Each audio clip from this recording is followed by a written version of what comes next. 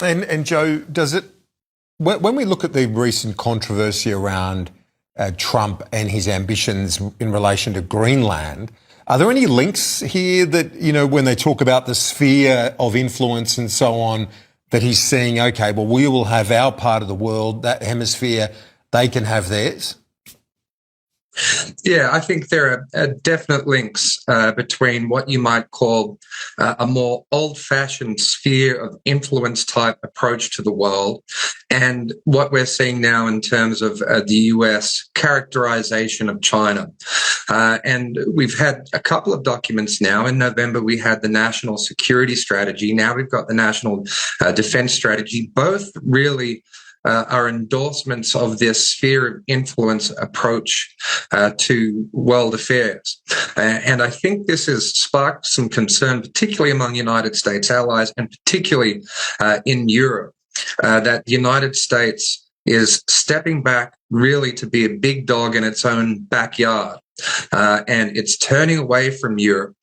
And what we are seeing is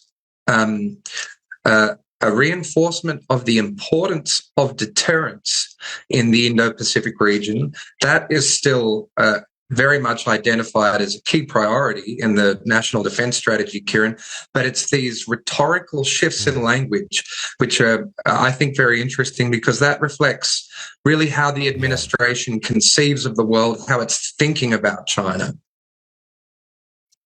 Indeed, and then when you deal with Donald Trump, you get the odd curveball, and we saw that over the last few days with the language around those that served in Afghanistan, and subsequently he's backed away from it, probably as close to an apology as you'd get from him, where he described the UK troops as brave warriors, but really that was a huge stumble and really faced a lot of condemnation. Keir Starmer and other leaders, our Prime Minister, calling it completely unacceptable.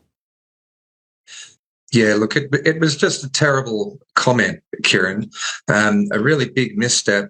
This is probably really the worst week in the UK relationship with the US in the last year.